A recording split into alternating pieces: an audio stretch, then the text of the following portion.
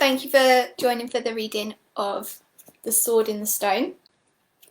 So this particular copy is just a paperback, nothing special, but it's got some amazing illustrations in it as well, which is really nice. So make sure I get the artist's name correct because it's very important. So Robert Shadbolt.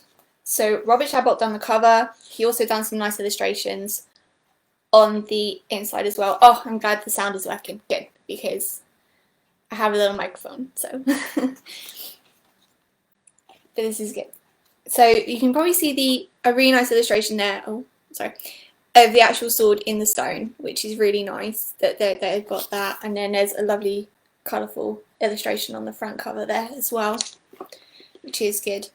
And we're trying out my new bookmark, which my friend Katie made for me. So that's really, really nice and very appropriate. So this is really cool. So we're now keeping them in the books that we use for story time. There are some other extra little things to know about this book. So the title is probably very familiar. That's because this book was adapted into an animation by Disney, one of their classic ones, which is really nice. It's also been turned in, it's actually part of a 4-story series, The Once and Future King, by the same author. Oh, this is T.H. White, by the way, so at the top. And that series has actually even turned into a musical, which was on Broadway and in the West End. And when it was on Broadway in the 60s, early 60s, Guinevere was actually played by Julie Andrews. And that was the show that Walt Disney came to see her in, to ask her to be Mary Poppins. So that's quite nice. It's got a nice little Disney collection there. But this particular book is obviously the one that the animation is based on, which is really cool. So today we're actually going to be reading chapter 3, and chapter 3 is when Walt meets Merlin. And then afterwards, we've got a couple of little cool facts and a little bit about Excalibur itself and the sword in the stone. And then also just a little bit of Arthurian, which would be really cool. So let's get started. So by T.H. White, The Sword in the Stone, chapter 3, and we'll start off with another illustration there, which is really nice. The Wart slept well in the woodland nest where he had laid himself down, in that kind of thin but refreshing sleep which people have when they first lie out of doors. At first he only dipped below the surface of sleep, and skimmed along like a salmon in shallow water, so close to the surface that he fancied himself in the air. He thought himself awake when he was already asleep. He saw the stars above his face, whirling around on their silent and sleepless axis, and the leaves of the trees rustling against them, and heard small changes in the grass.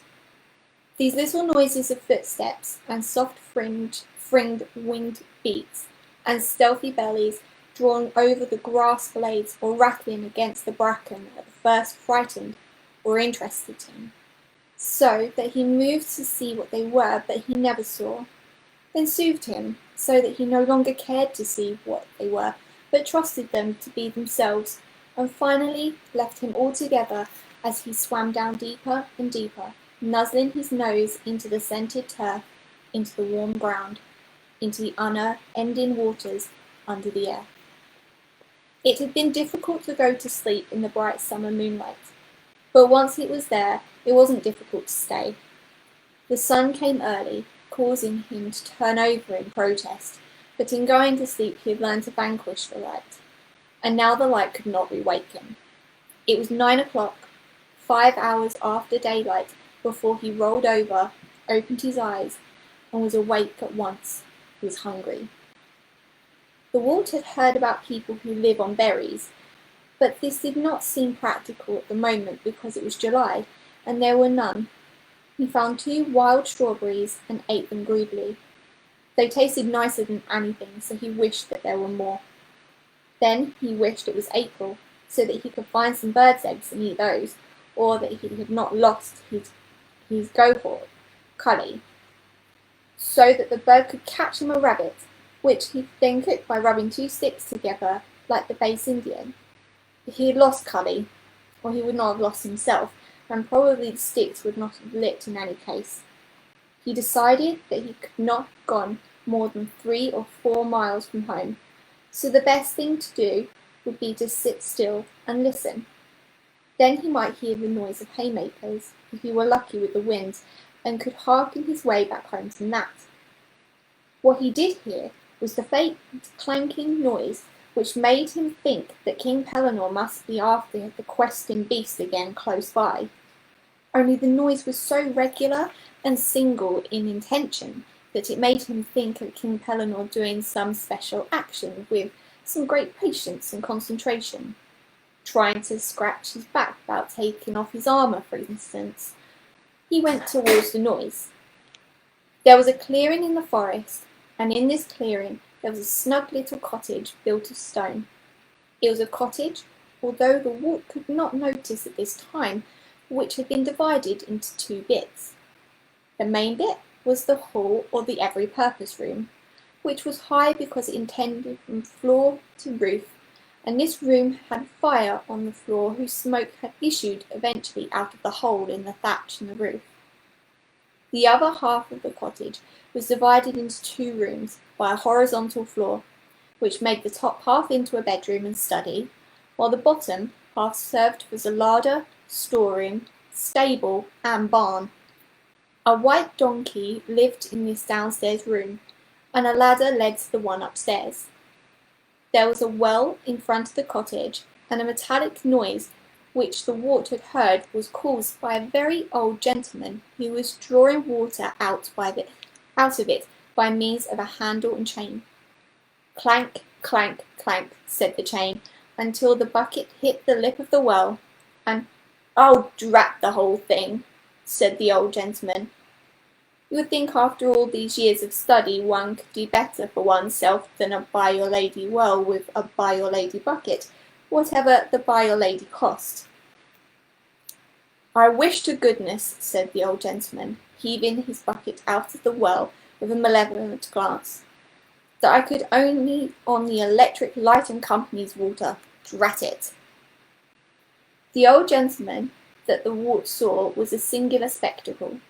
He was dressed in a flowing gown with fur cliplets, which had the signs of the zodiac embroidered all over it, together with various cabalistic signs of the triangles with eyes in them, queer crosses, leaves of trees, bones and birds and animals, and a planetarium whose stars shone like bits of looking-glass with the sun on them.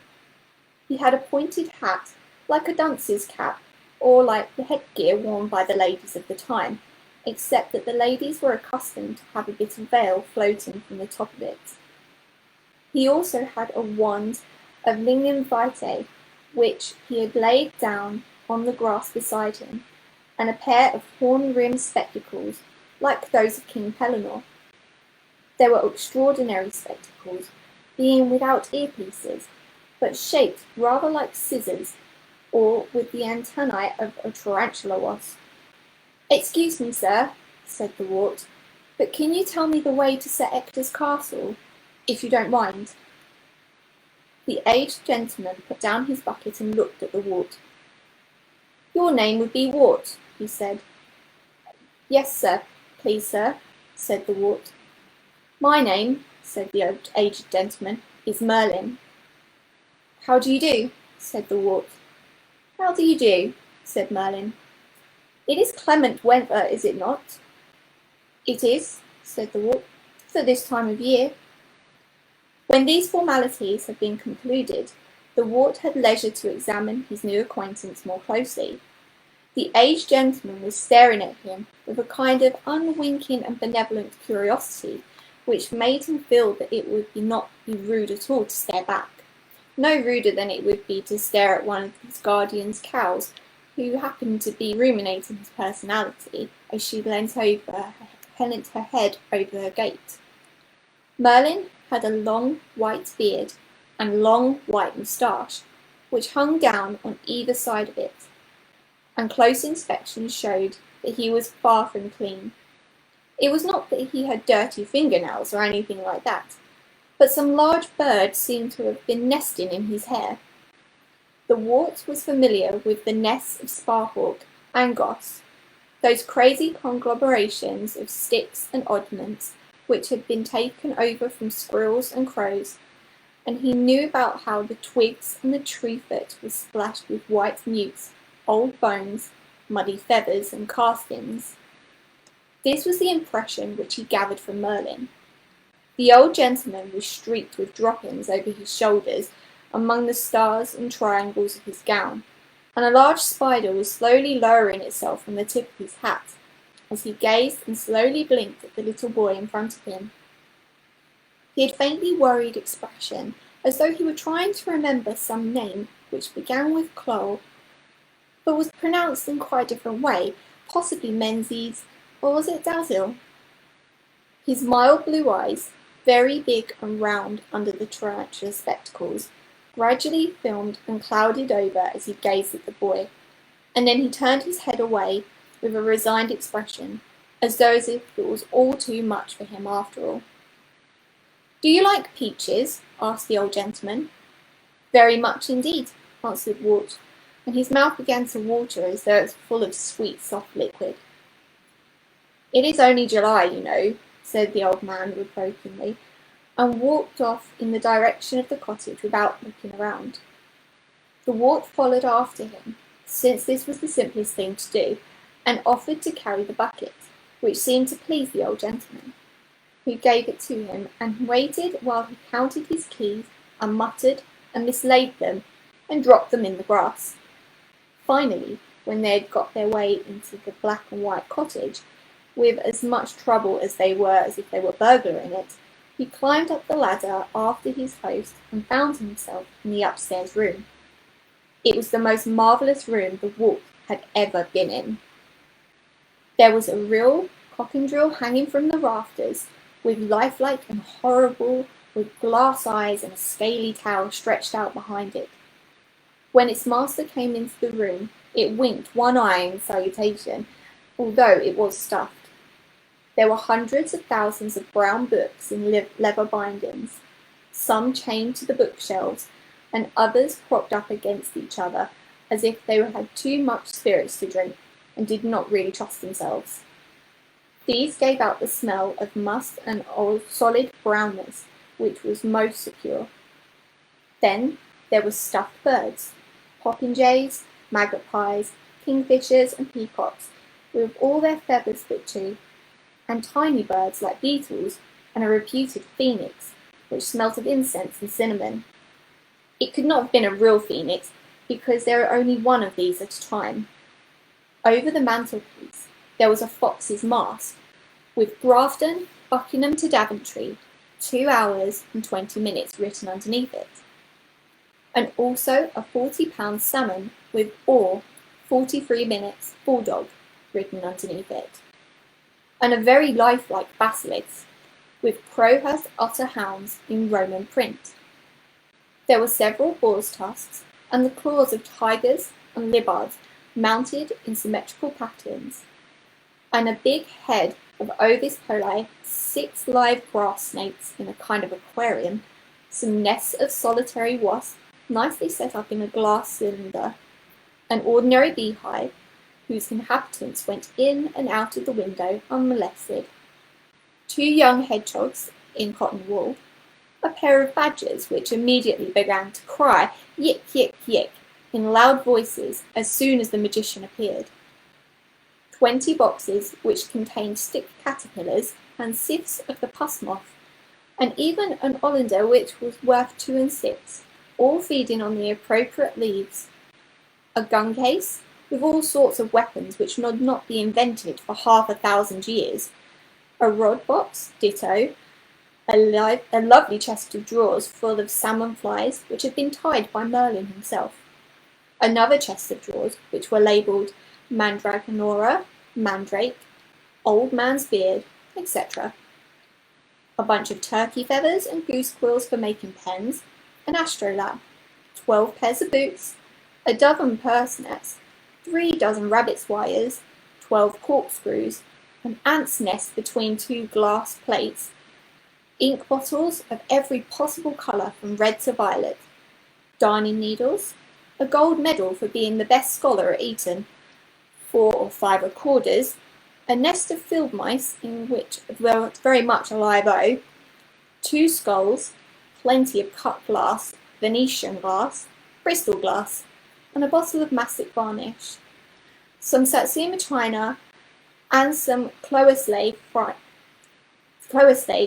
14th edition of the Encyclopaedia Britannica, marred with it by the sensationalism of the popular plates. 2 paint boxes, 1 oil, 1 watercolour, 3 globes of the known geographical world, a few fossils, the stuffed head of a camel leopard, 6 Peismeyers, some glass retorts with cauldrons, Bunsen burners, etc., and a complete set of cigarette cards depicting wildfowl by Peter Scott. Merlin took off his pointed hat when he came into this extraordinary chamber, because it was too high for the roof, and immediately there was a little scamper in one of the dark corners, and a soft flap of wings, and a young tawny owl was sitting on the black skull cap which had protected the top of his head. "Oh, lovely, an owl!" cried the wart.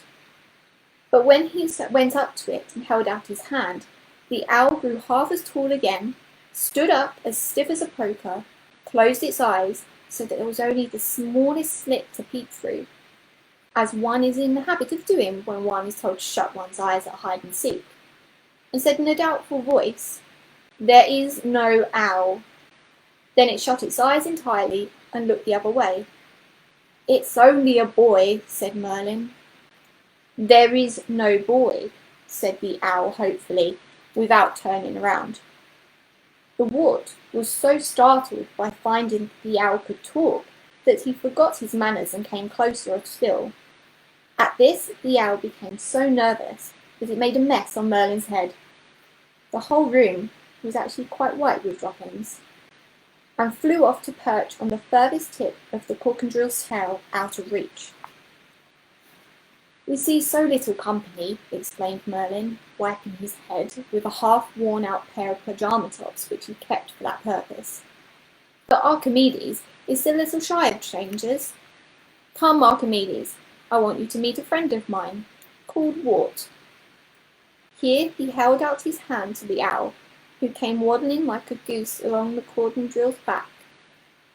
He waddled with his rolling gait so as to keep his tail from being damaged, and hopped down onto Merlin's finger with every sign of reluctance. "Hold out your finger," said Merlin, "and put it behind his legs. No, lift it up under his train." When the wart had done this, Merlin moved the owl gently backwards, so that the wart's finger pressed against his legs from behind, and it either had to step back onto the finger or get pushed off its balance altogether. It stepped back. The wart stood there delighted, while the little furry feet held on tight to his finger and sharp claws prickled his skin. "Say how do you do properly," said Merlin. "I won't," said Archimedes, looking the other way and holding very tight. "Oh, he is lovely," said the wart again. "Have you had him very long?" "Archimedes has stayed with me since he was quite small indeed, since he had a tiny head like a chicken's." "I wish he were taught to me," said the wart. "Perhaps if you were to give him this mouse here politely, he might learn to know you better." Merlin took the dead mouse out of his skull cap. "I always keep them up there," he explained, "and worms too for fishing. I find it most convenient," and handed it to the wart, who held it out rather gingerly towards Archimedes. The nutty little curved beak looked as if it were capable of doing damage, but Archimedes looked closely at the mouse, blinked at the wart, moved nearer on the finger, closed his eyes, and leant forward.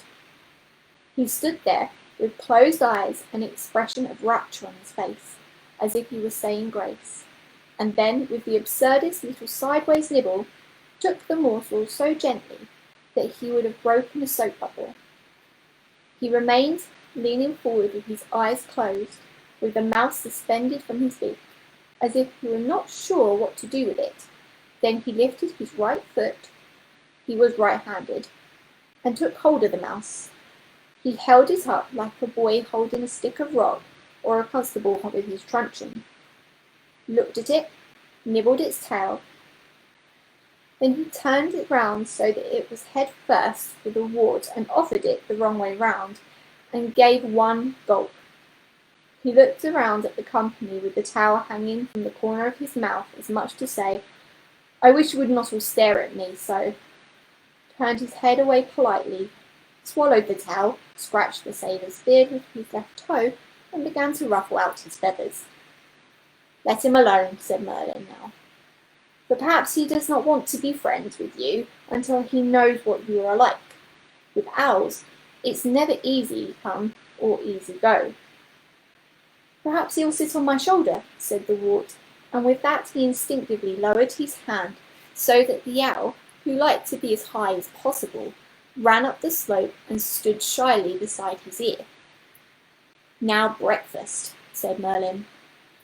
The wart saw that the most perfect breakfast had been laid out neatly for two on the table before the window. There were peaches, and there were also melons, strawberries and cream, rusks, brown trout piping hot, grilled perch, which were much nicer, chicken devoured enough to burn one's mouth out, kidneys and mushrooms on toast, fricassee, curry, and a choice of boiling coffee or best chocolate made with cream in large cups. "Have some mustard," said Merlin, as they got to the kidneys. The mustard pot got up and walked over to his plate on thin silver legs that waddled like the owl's.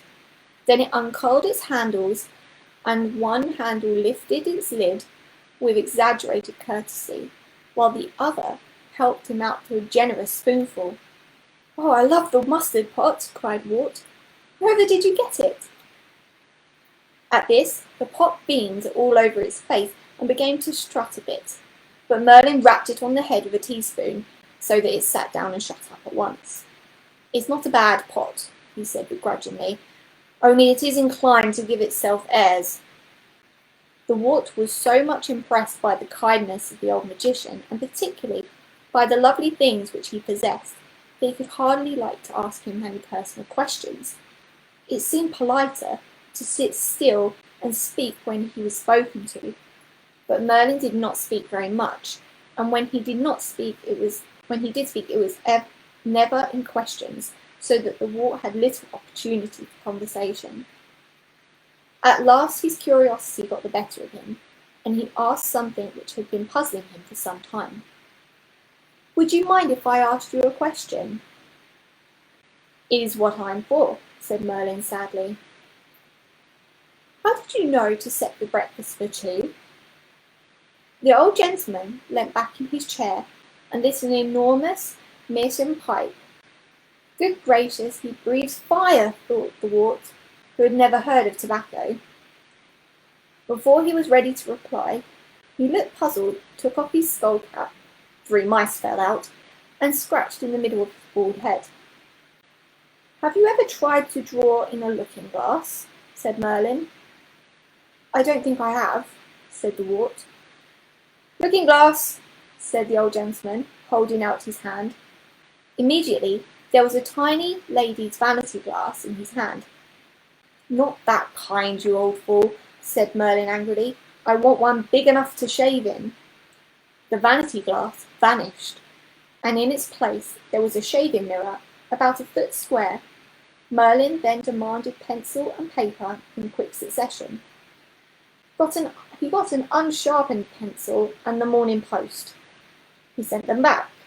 He got a fountain pen with no ink in it, and 6 reams of brown paper suitable for parcels. He sent them back. Flew into a passion about which he said "by Our Lady" quite often, and ended up with a carbon pencil and some cigarette papers, which he said would have to do. He put one of the papers in front of the glass and made 5 dots on it, like this.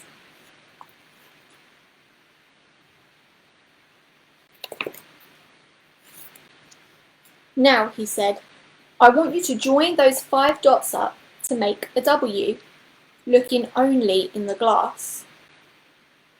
The wart took the pen and tried to do as he was bid, but after a lot of false starts, and the letter which pronounced was this.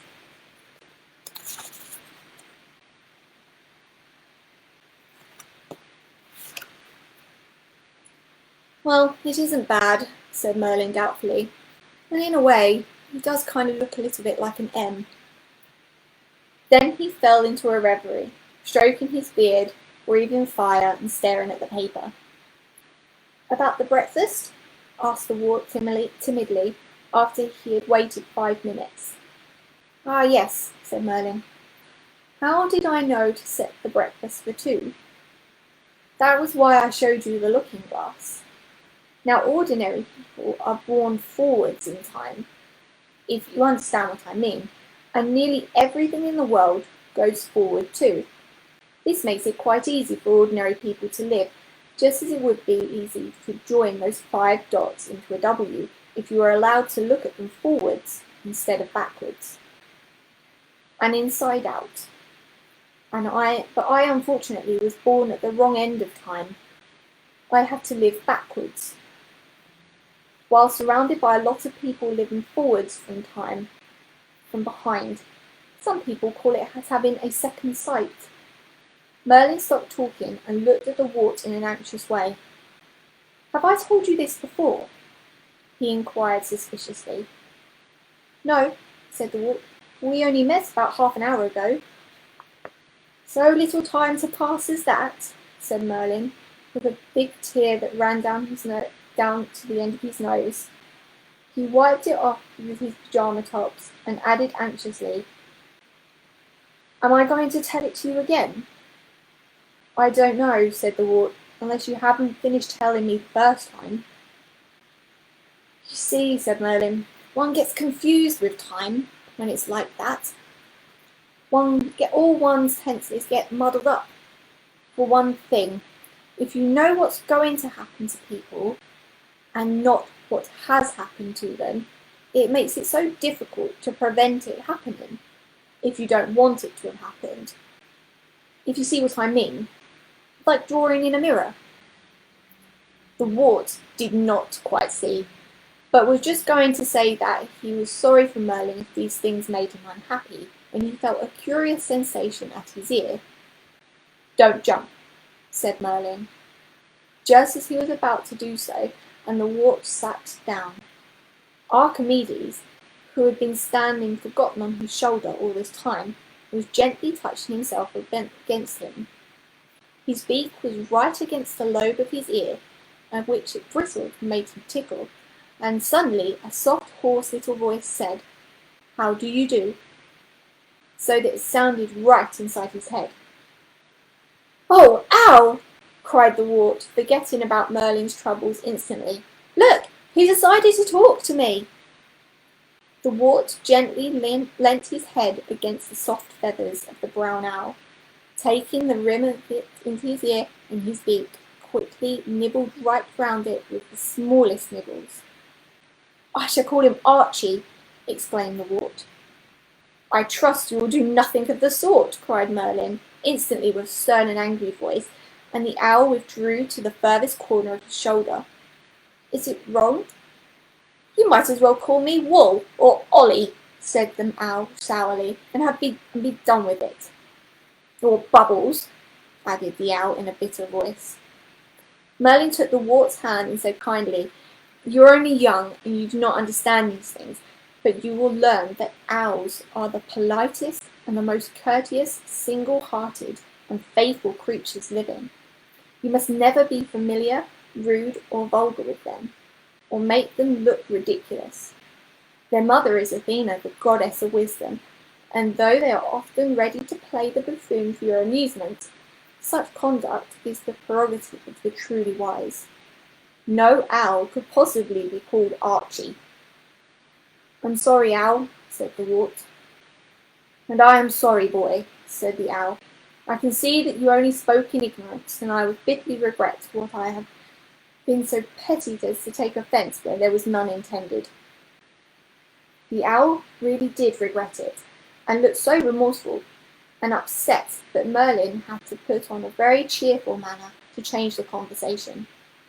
"Well," he said, "now that we've finished breakfast, I think it's high time that we should all three find our way back to Sir Ector. Excuse me a moment," he added after an afterthought, and turning around to the breakfast things, he pointed a knobby finger at them and said in a stern voice, "Wash up."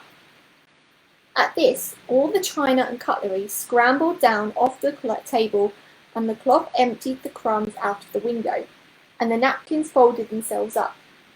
All ran off down the ladder to where Merlin had left the bucket, and there was such a noise and yelling as if a lot of children had been let out of school. Merlin went to the door and shouted, "Mind nobody is to get broken!" But his voice was entirely drowned in a shrill of squeaks and splashes and cries of, "Oh my, it's well cold! I shan't be staying in long. Look out, you'll break me! Or come on, let's dunk the teapot." "Are you really coming all the way home with me?" asked the wart, who could hardly believe the good news. "Why not?" said Merlin. "How else can I be your tutor?" At this, the wart's eyes grew rounder and rounder, until they were as big as the owl's, who was sitting on his shoulder, and his face got redder and redder, and a big breath seemed to gather itself underneath his heart. "My," said the wart, with his eyes sparkling with excitement at the discovery, "I must have been on a quest." So that was chapter 3 of The Sword in the Stone, where the wart, or Arthur, gets to meet Merlin for the first time. And for anyone who has obviously seen the animation adaptation, you'll see the similarities and the things that were taken, especially with all the cutlery becoming alive and going around, which was really cool. What's really nice about this particular copy of the story is they have a lovely bit at the back with a little bit more like Arthurian legend. And there's one part that I want to share with you guys, and it's about Excalibur. So for anyone who's aware of their Arthurian legend, obviously there's the sword in the stone, which is referenced because Arthur pulls the sword out of the stone, but there's also Excalibur and the Lady in the Lake, so there's some conflicting stories. Excalibur. Arthur's mythical sword and its scabbard were attributed with magical powers. In some legends, the scabbard had power to heal blood loss of the person using the sword, and the brightness of the sword would blind Arthur's enemies. Some writers name the sword Arthur pulls out of the stone as Excalibur, but others say that these are two different swords, and that Arthur was given Excalibur by the Lady of the Lake after he breaks his original sword during a fight. Moments before Arthur's death, Excalibur is returned to the Lady of the Lake once more. Excalibur may have had writing engraved on its blade, but there is no definitive description. Like most of Arthurian legends, it is very much open to interpretation.